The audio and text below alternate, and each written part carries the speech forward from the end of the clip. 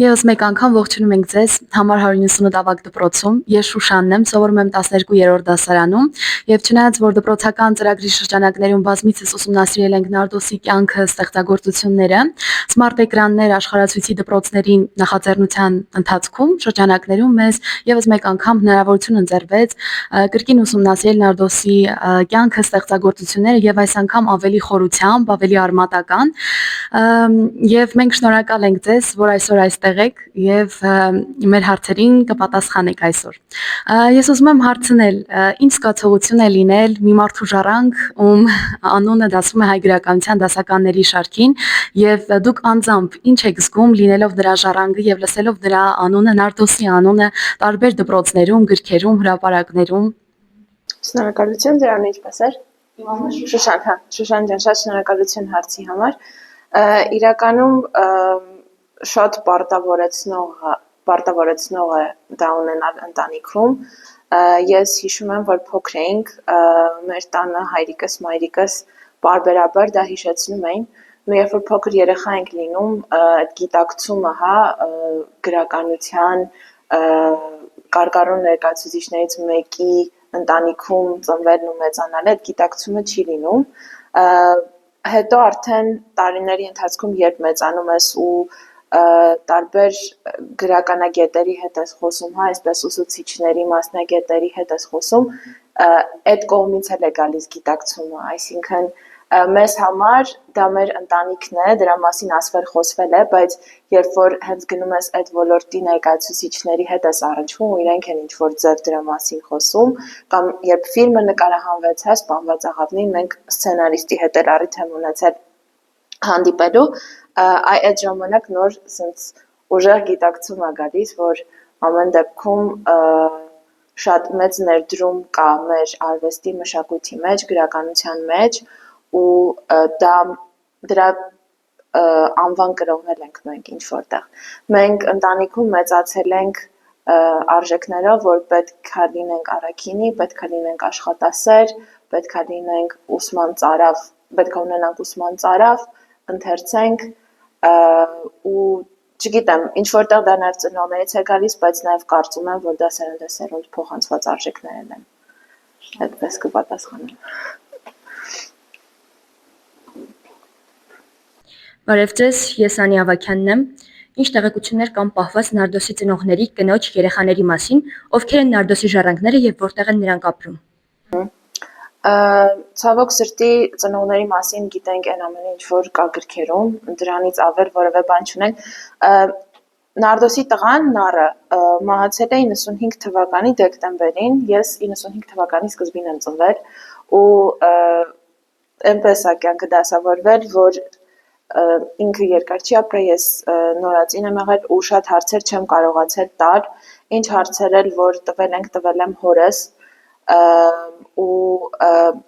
ընտանիքի մասին տվյալները հետևյալն են, Օլգա Եգորովնա Դանիելյանը եղել է Նարդոսի կինը, շատ սերտ կապեր է ունեցել Օլգա Եգորովնան հենց Նարդոսի եղբոր ընտանիքի հետ, Գևորգի հետ, որտեղ նամակներում նշված են, որտեղ երբեմն կան նամակներ, որ ուղղված են Գևորգին, բայց ենթադրվում է, որ Օլգան էլ է կարդալու նամակները, կամ Օլգային են ուղղված եւ այնտեղ կան տողեր, որ խնդրում եմ Գևորգին փոխանցիր SSS նախադասություն, SSS միտքը։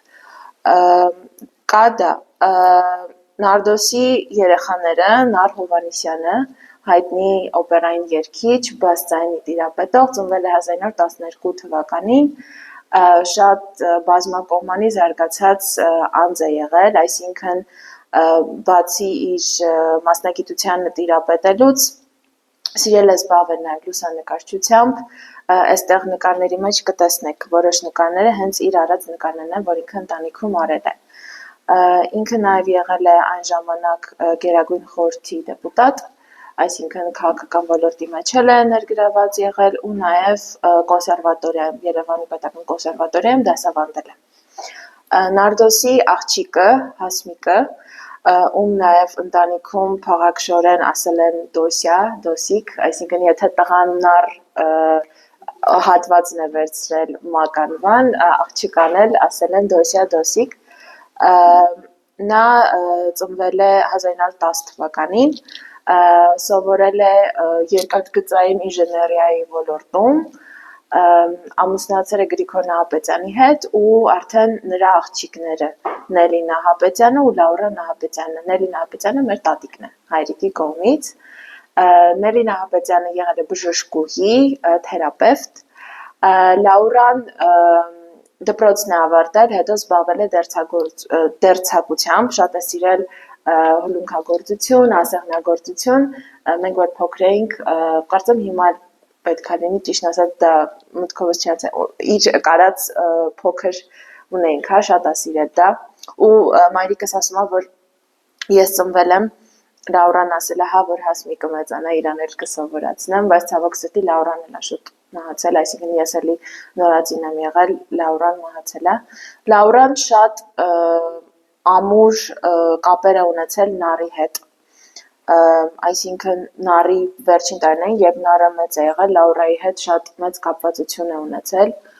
ու երբ Նարը մահացավ, Լաուրան մի քանի ամիս հետո Նարից հետո մահացել է, այսինքն ընտանիքում ասում են, որ չի կարողացել, հա, ծանր է տարել Նարի մահը։ Իմ հայրիկս Միքայելը, ով Նելի Նահապետյանի տղան է, միակ զավակն է Նելիի, դեղագործ է, մեր հայրիկն է, հա։ Մենք ես Հասմիկն եմ, Միքայելի աղջիկը, այստեղ երևի նկատեցիք, որ Միքայել Հասմիկ, իմ անունը հենց տատիկի անունով են դրել։ Հա, ես մասնագիտությամբ լեզվաբան եմ, առաջին կրթությունս ավարտել եմ Երևանի պետական համալսարանի ռոմանա-գերմանական ֆակուլտետը, անգլերեն լեզու եւ գրականություն մասնագիտությամբ, իսկ հիմա երկրորդ անգամ եմ արդեն սովորում մագիստրոսական ծրագրում Հայաստանի ամերիկյան համալսարանի ժուրնալիստիկայի բաժնում։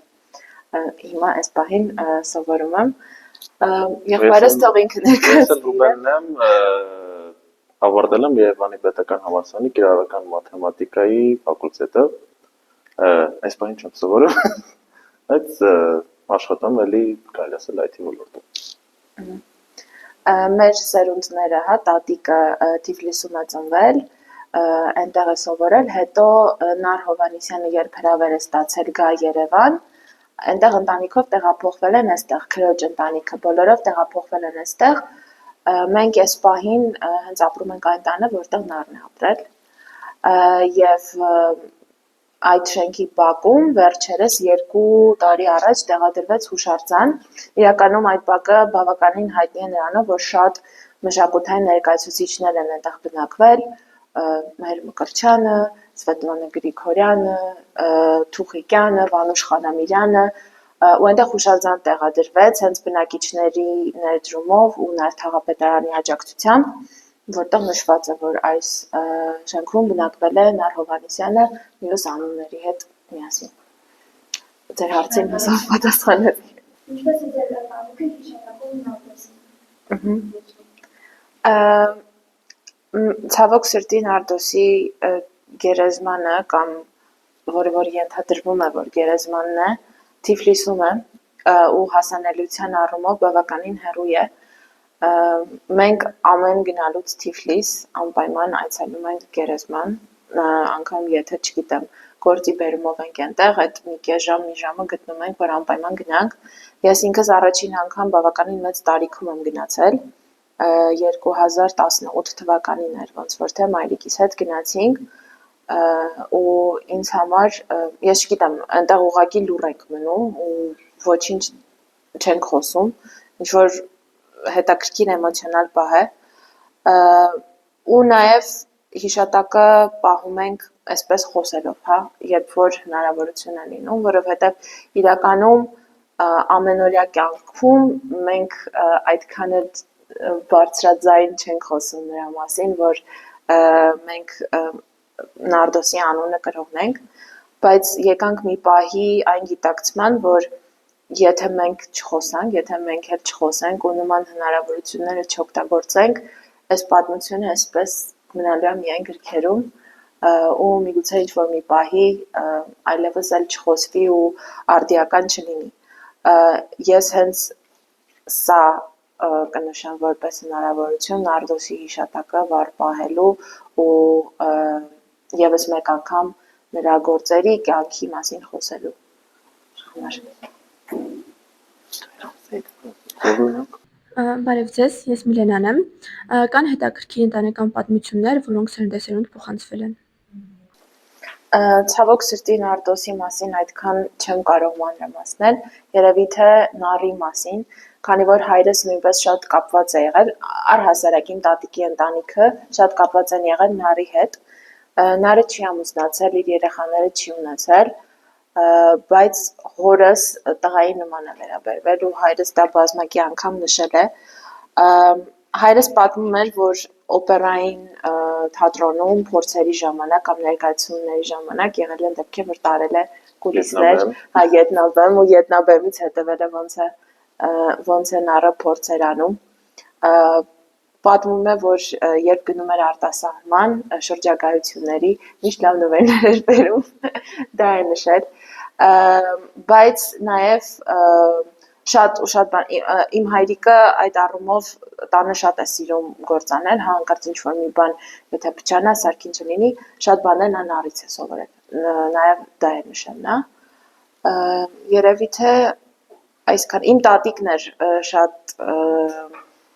տատիկս մեծ հպարտությամբ էր կրում այդ անունը, ես ճիշտ է փոքր եմ եղել էլի, որ մահացել է, դեռահաս էի, բայց հիշում եմ իր կերպար, այդ հպարտ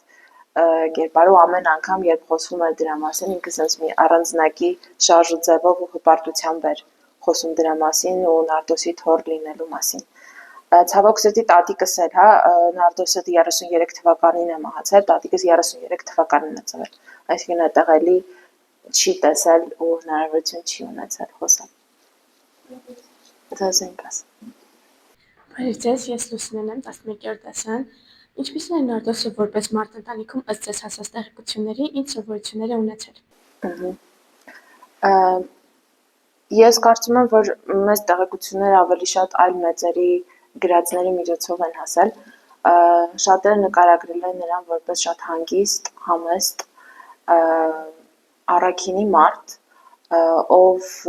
չի սիրել խոսել իր գրող կյանքի մասին, հա, այդ ինչ-որ հպարտություն երևի թե չի զգացել ու հիշում եմ, ճիշտ ասած չեմ հիշում ով է այդ դեպքը պատմել, որ երբ որ երեկո է եղել, որ նրա գործերն է նվիրված եղել, նա անգամ ներկա չի եղել, չի էլ գնացել, չի ուզեցել, հա, չէր սիրում մասնակցել նման միջոցառումներին, դա է ինձ հասել ու ինձ թվում է առհասարակ, որ գործերին նայենք, Նարդոսը շատ խոհախորհուն ու մակերեսից այն կողմ տեսնող մարդ է եղել, այսինքն կա ֆորմա ու կա այն ինչ ֆորմայի մեջ է, հա, ինքը փորձել է գտնել, մանգալ գտնել ու դա ինչ-որ ձևով իր գործերում փոխանցել ու հենց մարդկային որակների մասին է խոսքը, հա, մարդկային հոգեբանության մասին կամ նաև երևույթների, որոնք բխում են մարդկային հոգեբանությունից։ Շնորհակալ եմ շատ։ Բարև ձեզ, ես Անաստասիան եմ, 12-րդ դասարան։ Ինչ եք կարծում, այսօր բավարար չափով պահպանվում եւ ներկայացվում է Նարդոսի ժառանգությունը։ Ըստ իս այն փաստը, որ նյութերի պակաս կա ու դուք նշեցիք, որ արխիվում է շատ բաներ չկան, թանգարան չկա կամ ինչ էլ որ կա, այդպես փոքր նամակների տեսքով է, դա թերի կերպով է ներկայացնում Նարդոսին որպես գրող, ես դա ընդունում եմ, բայց դրա հետ մեկտեղ էլ կա հետաքրքրություն ու նույն ռադիոհաղորդման միջոցով ես ծանոթ եմ մի աղջկա հետ, Տացելիկ Մերժանյանը, ով իր գիտական թեզներ գրել հենց Նարդոսի հետ կապված ու գիրք ունի հրատարակած, իր հետ էլ ենք հանդիպում ունեցել։ Ըստ իս նման նախագիծներն էլ են նոր շունչ տալիս, այսինքն մի քիչ հիմա հիշողությունը պահպանելու եւ փոխանցելու ձևերը փոխվել են, այսինքն եթե առաջ դա միայն դասագրքերի կամ թանգարանների տեսքով են, հիմա օրինակ նման նախագծերը կամ ինչ որ նկարահանումները, որոնք կարող են բաց հասանելիություն ունենալ թե ներկայիս սերնդի, թե հետագա սերունդների համար ավելի այդ առումով ավելի շատ են օգնում հիշողության պահպանությանը։ Շնորհակալություն։ Բարև ձեզ, ես Գևորգն եմ։ Արդյոք դուք եղել եք եւ այցելել եք այն վայրերը, որտեղ Նարդոսը ապրել կամ ստեղծագործել է։ Հա, իհարկե։ Ոնց որ քույրս մի քիչ առաջ նշեց, ոնց հայտնի է, Նարդոսը ապրել է Թիֆլիսում ու չգիտեմ, եթե դուք եղել եք Թիֆլիսում կամ մյուս անգամ որ լինեք, եթե չեմ սխալվում, այդ ուղղակի կամուրջի անունն եմ մոռացել։ Կամուրջներից մեկի մոտ, խոսքի շատ հավլաբարի հենց մուտքի մոտ բլուրի վրա կարելի ասել, սպիտակ գունի տույն ա եղել, սպիտակ ներկված ու ամեն անգամ գնալուց հենց այդ տունը չեն կարծի այցելել, որովհետև այդ տունը այս պահին մեզ չի պատկանում, կարծես իրենք տեղափոխվելու ժամանակ արդեն մերը չի եղել, բայց այդտեղ մենք փորձել ենք այցելել ու ամեն անգամ հավլաբարի փողոցներով ենք փորձել քայլել, ու ինչպես նաև Խոջիվանք ենք այցելում ամեն անգամ գնալուց, դրանից կապված այդ կարող եմ ասել։ Կան արդյոք նյութեր, որոնք չեն հրապարակվել, սակայն պահվում են ընտանեկան արխիվներում։ Այստեղ լուսանկարները կարող եք տեսնել, որ մենք մեզ հետ բերել ենք ու գտել ենք։ Կան նամակներ, որոնք կամ կինն է գրել Նարդոսին, Միքայելին, հա, կամ Միքայելն է գրել կնոջը Օլգային։ Մեր նյութերը ավելի շատ հենց ֆոտոնկարների տեսքով են, ու երևի թե միակ բանը, որ գտանք, իր բանկային գրքույկն էր Թիֆլիսի, որ իրեն է պատկանում, հենց տեղ անուն ազգանունն է գրված կա։ Նկարները տարբեր են, կան նկարներ, որոնք հենց ընտանեկան են, ընտանիքի անդամներն են, այստեղ օրինակ այսպես են։ Նարդոսը իր հարազատների շրջանում, հա, սա կինն է, ինչպես տեսնում եք Օլգան է, սա էլ Նարդոսն է, Միքայել Հովհաննիսյանը, այստեղ ընտանեկան նկարներից հենց 4-ով են իրենք, Նարդոսը, կինը, Օլգան, Նարը և Հասմիկը, ավելի երիտասարդ տարիքում, այստեղ կա փոքր Հասմիկի նկարը ու հետևը հենց մակագրված Հասմիկ Նարդոս, ճիշտ ասած նամակների նայելով երևի թե իր ձեռագիրն է հետևում գրված։ Սա է։ Ինձ թվում է դրանից բացի նաև կարող ենք նշել, որ տանը մենք գտել ենք նաև գրքեր, որը որ ենթադրում ենք, որ հենց Նարդոսի անձնական գրադարանի գրքերն են եղել, այսինքն այնպիսի գրքեր, որ հրատարակված են եղել 1800-ականների վերջին ու նաև կան որ մակագրված, Ալեքսանդր Ծատուրյանից նվիրված Նարդոսին։ Սա Էլի Նարդոսի ավելի երիտասարդ տարիքի նկարներից է ու այս մի նկարը, որ ասում են եղբայրն է Գևորգը, ում հետ շատ մոտ հարաբերություններ են ունեցել։ Այստեղ Հասմիկն է ավելի մեծ տարիքում իմ հորս հետ, Միքայելի հետ, ու սա իրականում Նարի արած նկարներն են։ Ինքը Նարը շատ է սիրել ֆոտոապարատով նկարներ անել, այն ժամանակ ես էլի ինքը իրեն հայրու մեջ նկարել է, ու այստեղ շատ նկարներ կան, որ հենց իր արած նկարներն են, օրինակ այս նկարն են, Նարը իմ տատիկի ու իմ հայրիկի հետ, Նարը իմ հայրիկի հետ, այսպես կարող եք մոտենալ նայել, եթե հետաքրքրում է։ Ես ինչքան մեծացա, այնքան գիտակցեցի, որ Նարդոսին ճանաչում ենք որպես Նարդոս, այլ ոչ թե որպես Միքայել Հովհաննիսյան, եթե կարելի է, ճիշտ է, եթե չեմ սխալվում, Ավետիք Իսահակյանն է ասել, որ իր կերպարի մեջ գրողը եւ մարդը իրար չէին հակասում, բայց ինձ համար շատ հետաքրքիր կլիներ ճանաչել նրան որպես մարդ, որպես պապիկ, որպես տան պապիկ, ինչ սովորություններ է ունեցել, ինչեր է սովորացրել իր երեխաներին, ինչ արժեքներով է այդ ամենահասարակ ընտանեկան կենցաղային տեսանկյունից որ նայենք, հա, ինչպիսի մարդ է եղել, որովհետև գիտենք իր գրող տեսակի մասին, գիտենք որպես գրող ինչ գաղափարներով է առաջնորդվել, ինչն է ցանկացել իր ստեղծագործություններում վերհանել, որ մարդիկ իմանան, բայց որպես մարդ քիչ բան է հայտնի ցավոք սրտի։ Շնորհակալություն։ Որ ստեղծագործությունն եք համարում Նարդոսի ամենաազդեցիկ կամ գուցե թերագնահատված գործը։ Ինձ թվում է դուք եք չեն նշում, որ մեր թաղի պատմություններն են, որ ազդեցիկ են, որտեղ դուք նշում եք, որ իրենք կարող են մարդիկ դասը, որ ինքը տխուր պատմություններ է, բայց իսկականում դա իրական պատմություններ են, որ չթվում է հիմա էլ կան ու բոլոր այդ ձևի, չգիտեմ, թաղերում այդ ձևի պատմություն կամ այդ ձևի մարդիկ դեպքեր եղել են։ Ես այդ մեկը կնշեմ։ Ես ճիշտ ասած չեմ համարձակվի որևէ գործ գերադասել կամ ստորադասել, ըստ իս այսպես կպատասխանեմ հարցին, քանի որ նրա գործերը արդի են, քանի որ գործերի կենտրոնում մարդն է, մարդու սովորությունները, մարդու հոգեբանությունը ու այն ընտրությունները, որոնք բխում են մարդու ապրած կյանքից, բոլոր գործերն են մեր օրը մենք ինչ-որ բան ունենք սովորել։ Օրինակ ես ինքս իմ կյանքում եղել են դեպքեր, որ ինչ-որ, չգիտեմ, հակասական իրավիճակում եմ եղել ու անկեղծ եմ ասում, բացել եմ, ասեմ կոնկրետ ինչ-որ ստեղծագործություն եմ կարդացել, որտեղ դրա մասին խոսում եմ, չգիտեմ, պայքարն եմ կարդացել այդ շրջանում կամ ես եւ նան եմ մի քանի անգամ բացել վերընթերցել, որտեղ այնտեղ էլի ընտրության, ես եւ նա այդ դեպքում օրինակ ընտրության մասին է, հա, նման իրավիճակում հայտնված մարդիկ ով ինչը կարող է ընտրել ու դա դառնում է պատմություն, այսինքն կախված մեր ընտրությունից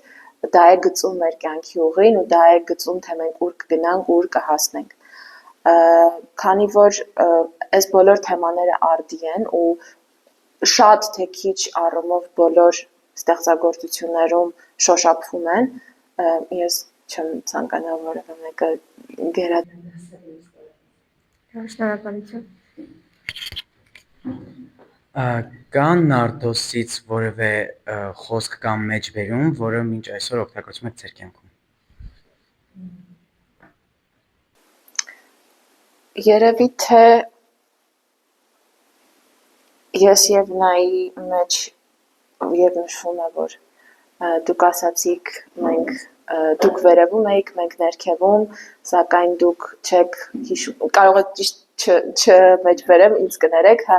սակայն դուք մոռանում եք, որ երբեմն ներքևում լինողները վրեժխնդրությամբ լցված առնում են թևեր եւ բարձրանում են վերև, երևի թե դա, որտեղ դա իր մեջ ներառում է մարդկային պայքարը, այսինքն մարդ իր մեջ ուժ է գտնում, չնայած նրան, որ ենթադրենք ինքը ընկած է կամ այլ մարդիկ են համարում, որ ինքը ընկած է, գտնել ուժ այդ տեղից բարձրանալու։ Ըստ իս ես այդ տողերը շատ եմ թեկուս հիշում, եթե չեմ էլ մեջբերում, անպայման հիշում եմ ու շարժիչ ուժ է հանդիսանում։ Շնորհակալ եմ։ Դուք կամ այլ ժառանգներ երբևէ փորձել եք ստեղծագործել եւ ինչ մասնագիտություններ են ընտրել Նարդոսի ժառանգները, երեխաները։ Մենք ես ինքս գրելու հետ սեր ունեմ, բայց դա անում եմ ինքս ինձ համար, այսինքն մի անգամ մասնակցել եմ մրցույթի, բայց որևէ արդյունքի չեմ հասել ու չեմ ուզենա, քանի որ էլի խոսում ենք Նարդոս մեծության մասին, ես չեմ ուզենա որևէ կերպ ինձ դնեմ, հա, կողք ասեմ, հա, ես էլ եմ ուզում գրող լինեմ կամ ես էլ եմ,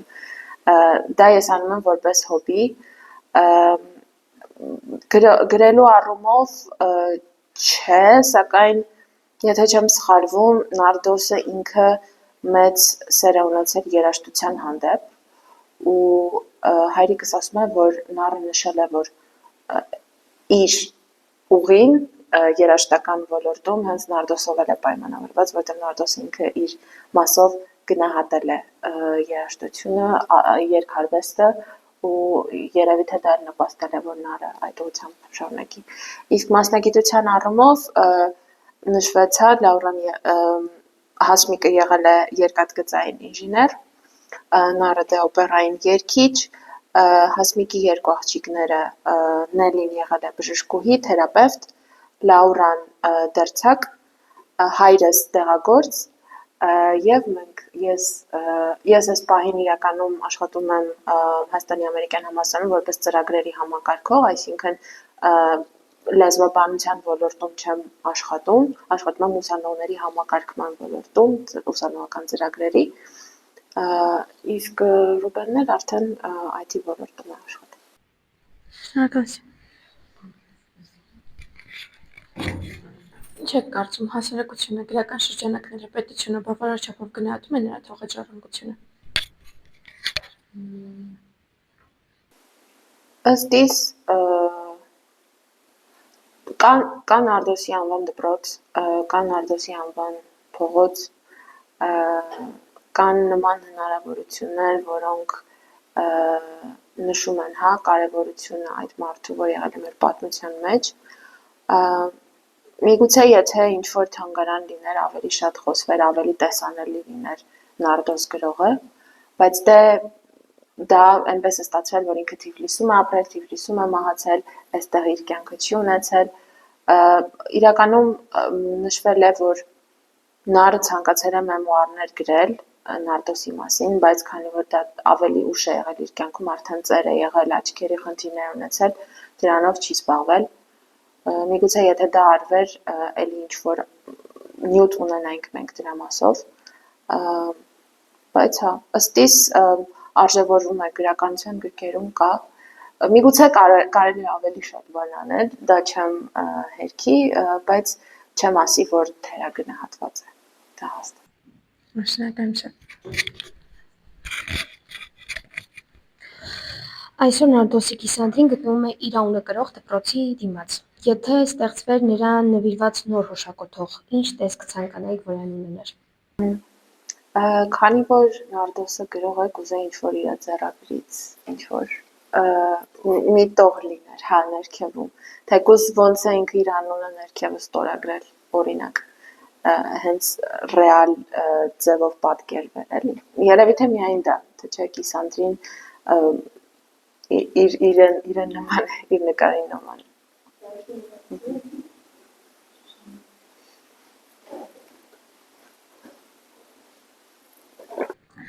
Ճիշտ է, խոսեցիք Թիֆլիսում գտնվող տան մասին, բայց եւս մեկ անգամ ուզում եմ հարցնել,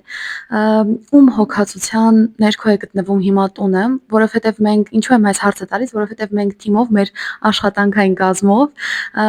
միտք ունեինք այցելել այնտեղ, հենց ծանոթանալ, այնտեղ գտնվել, ինչ եմ հենց նշում աշխատանքային թիմ, որովհետեւ հանձինս ինձ համար սա աշխատանքային բնույթ է կրում մեր հետազոտությունները եւ ուզում եմ հասկանալ հիմա այս պայծրությամբ ցանկության դեպքում մենք կարող ենք այցելել Նարդոսի տուն։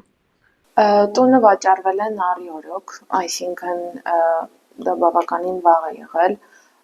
Մենք չունենք տեղեկություններ այս պահին ում է վաճառվել կամ արդյոք վաճառվելուց հետո վերավաճառվել է այլ անձի թե ոչ։ Մենք տեղեկություն ունենք, որ տան արտաքին տեսքը պահպանված է, այսինքն այնպիսին է, ինչպիսին եղել է Նարդոսի ժամանակ, երբ նա ապրել է։ Մենք որ գնացինք, ճիշտն ասած,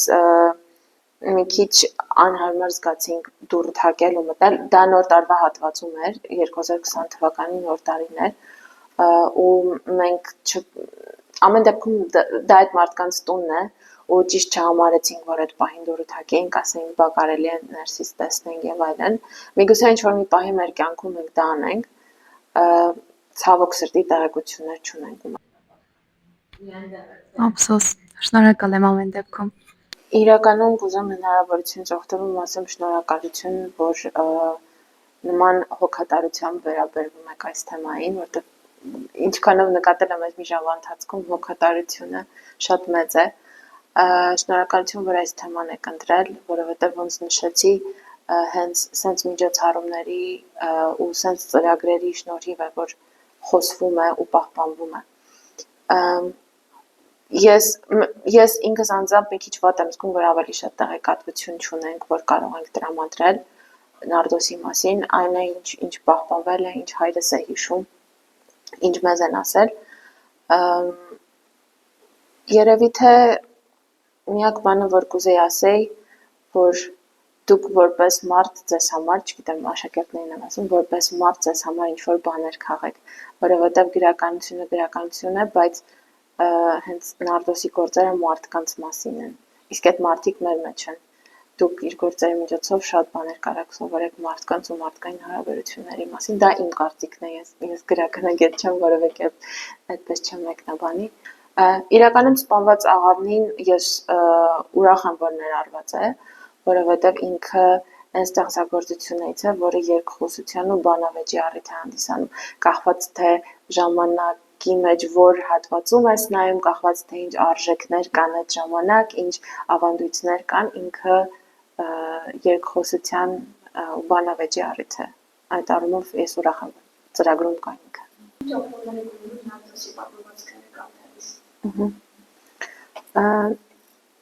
Կա ըմբռնում գրականության մասին, որ գրականությունը ինչ-որ ռոմանտիզացված բաների մասին է, այսինքն, որ երբեմն գրականությունը իրականության հետ կապ չունի, ըստ իս Նարդոսի մեր թաղը հենց այն ստեղծագործություններից է, որ սենց որոշ դեպքերում շատ տգեղ ձևով ցույց է տալիս, ինչպիսին կարա իրականությունը լինի, իրական մարդկային հարաբերությունները, ապրումները,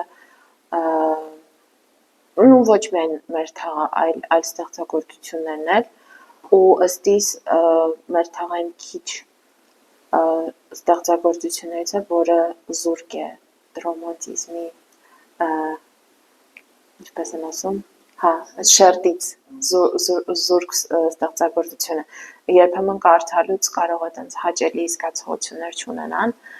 բայց դրա հետ մեկտեղ նաև հատկապես ավելի մեծ տարիքում գիտակցում ես, որ դա այդքան էլ չափազանցություն չէ, դա կարա իրական լինի։ Լավ աստեցիկ։ Ու աստեցիկ է։ Հարց չեմ ուղում, ուզում եմ մի փոքր պատմեմ մեր կատարած աշխատանքի մասին։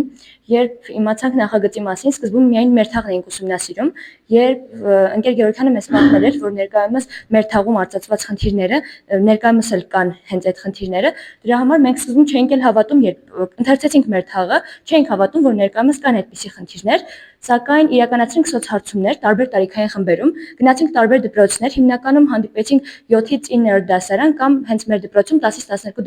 12-րդ դասարանցիների հետ, տվեցինք նրանց անանուն թերթիկներ, որոնց վրա միայն նշվում էր սեռը եւ տարիքը ու պատասխանում էին նրանք հարցերի։ Կային հարցեր գուշակությունների, գուշակների վերաբերյալ, որը մենք հույս ունեինք, որ այլևս չեն հավատում մարդիկ գուշակներին, գուշակություններին, սակայն հակառակը պարզվեց։ Նաեւ այդ թեմայով գուշակների, գուշակությունների հանդիպել էինք քահանայի հետ եւ հարցրինք, թե ինչ է քարոզում մեր եկեղեցին այդ հարցի վերաբերյալ։ Այնուհետև հարց կար նաև մականունների վերաբերյալ, մեզ թվում էր, որ մականուններ ներկայումս քիչ են, սակայն երբ իմացանք, որ երեխաները իրար դիմում են մականուններով, հատկապես փոքր տարիքի երեխաները, այդ որ նշեցի 7-ից 9-րդ դասարանցիները, եւ այդ հարցով էլ հանդիպել ենք հոգեբանի հետ եւ փորձել ենք հասկանալ մականուն տալը որտեղից է գալիս, այդ արմատները որտեղ են։ Հետո ունեինք հարց նաև բռնությունների մասին, ընտանեկան բռնությունը, թե կնոջ հանդեպ, թե երեխաների հանդեպ, մեզ թվում էր, որ էլի այլևս չկա բռնություն ընտանիքում, սակայն ավելի խոր ուսումնասիրելով, թե աշակերտների կարծիքը հաշվի առնելով հասկացանք, որ շարունակում են այս խնդիրները արդի մնալ, եւ այս մեր կատարած աշխատանքի միջոցով մենք փորձում ենք իրազեկել մարդկանց, ինչ է կատարվում մեր հասարակությունում եւ վերհանել այս խնդիրները, որպեսզի գտնենք լուծումներ։ Հենց Նարդոսի գրականությունը մեր այս օրերի մասին է, դրա համար մենք անընդհատ նշում ենք 150 տարի է անցել, սակայն խնդիրները նույնն են մնացել, հասարակությունը չի փոխվել։ Շնորհակալություն։ Ես որպես 2000-ականների սերունդ, այսպես ասեմ, դե մականունների խնդրին շատ առնչվել եմ, լսել եմ։ Հանդիպել եմ դեպքերի, երբ սպանություններ են տեղի ունեցել մականվան հետ կապված, եւ ես ինքս կարծում եմ, որ այս հարցը հիմա մի քիչ արդեն նահանջել է, մենք այն չափով խնդիր չունենք, ինչ ունենք 2000-ականներին, հարցաթերթիկները լրացրել են ավելի քան 600 աշակերտներ միայն դպրոցում, եւ 600 աշակերտներից երևի ինչքան ներխեք, մի 20 հոգի առանձնացնենք, թե չէ, որ չեն նշել մականուն որևէ։ Ընդ որում այդ մականունները սովորական մտածողությունից նույնիսկ դուրս էին։ Այնպիսի անուններ ենք հանդիպել թերթերի վրա գրված, որ ուղղակի անսպասելի էր։ Ընդ որում շատ ավելի աղջիկների կողմից օգտագործվող։ Մենք այստեղ հոպոպով գնացինք մեր թաղը Նարդոսի մեր թաղի հոպոպից, որովհետև մականունով դիմելը այս դեպքում ճակատագրական է լինում հերոսների համար, անձը նվաստացնելը, հոգեբանորեն ճնշելը, ու փորձեցինք երեխաներին էլ տարբեր դպրոցներում բացատրել, որ դա նորմալ չէ, բայց իրենք չէին էլ ընկալում, որ դա նորմալ չէ, ցավալի է։ Ու մենք իսկապես հասկացանք, որ թեման ուսումնասիրման կարիք ունի։ Եվ կանանց բռնությունների հետ կապված հարցին, ուզում եմ ասել երեխաներ, ամեն դեպքում մենք ինչ վիճակագրության ենք հանդիպել, տղաների կողմից գրված նախադասություններ, հարցումը քանի որ անանուն է եղել, մենք ոչ մի տվյալ չենք վերցրել, միայն սեռ ենք հարցրել եւ տարիք։ Տղաները թղթի վրա սևով սպիտակին գրել էին. «Կինը եթե ոչինչ չի անում, միևնույն է պիտի ծեծես»։ Եթե էլի ինչ, եթե որ հանկարծ ինչ որ մի օր կարող է իրեն խելոք չպահի, այսինքն նախապես կնոջը պիտի ծեծել, որ ինքը իրեն լավ պահի։ Ու դա մի կարծիք չէր, մի թերթիկի վրա հանդիպած կարծիք չէր, դե այստեղ արդեն վերլուծությունները մեզ թույլ են տալիս հասկանալու, որ խորքային բան կա, այդ երեխաները օդից չեն վերցնում այդ մտածողությունը, արտահայտում այդ մտքերը, ենթագիտակցորեն եկած կոդեր են, որոնք դրված են առնվազն ընտանիքից, հասարակությունից եւ այո, ցավոք, շատ ճիշտ է, մշակույթի ինչ որ մի մաս է դարձել, ու այսպեսով մի քիչ խորացել ենք իհարկե ուսումնասիրման առումով, բայց կարծում եմ ավելի ճիշտ ենք կարողացել պատկերը տեսնել ու ձեր խոսքի շարունակություն որպես մեր խոսքը հնչեց, որ իսկապես այդ պատմվածքներում կյանքն է եւ մենք համոզվեցինք ուղակի ուսումնասիրելով նաեւ, որ շարունակվում է ցավոք այդ ամենը։ Իսկ այդ ամենին լուծումներ տալու ճանապարհը միայն խնդիրների մասին բարձրաձայնելն է, կարծում եմ, խոսելն է, եթե անգամ շատ դեպքերում դա մեզ դուր չի գալիս, որպեսզի կարողանանք փորձել ինչ որ չափով առողջ հասարակություն ունենալ։ Մենք որ մտնում ենք դասարաններ այդ հարցման թերթիկները տալու, ասում էինք լրացնում, երեխաները չէին ուզում լրացնել, ուղղակի ասում էին չենք լրացնում։ Ու հարցնում էին ինչի համար է այս հարցումը, մենք որ ասում ենք այս թեմաների պատճառով սպանություններ է տեղի ունեցել Նարդոսի մեր թաղ նովելում։ Նրանք ինձ ապշած նայում էին, ասում են ոնց կարող է այս հարցերի վերաբերյալ սպանություններ լինել, ու հենց հոպոպից օրինակը բերեմ, պատմում ենք նրանք ինձ ապշահար նայում են ու մականուն էլ չէին գրում։ Ասում էին վերջ մենք մականուն չենք գրում ու հրաժարվում էին թերթիկին պատասխանելուց։ Որ դասացիներից մեկն է նույնիսկ պատասխանեց, այդ թերթիկը լրացրեց, պատմություն ուսուցչուհին sense խորքային հարցեր էր տալիս, որ մենք պատասխանելիս հասկանում ենք, որ այդ մարդը հասկացել է ինչ է ուզում Նարդոսը մեզ ասի, ու մենք էլ հենց հասկանում ենք ինչ է ուզում Նարդոսը մեզ ասի ու հասկանում ենք, որ արդիական է այդ բոլոր խնդիրները։ Ճիշտ եք։ Շատ ճիշտ եք։ Շատ շնորհակալություն ձեզ։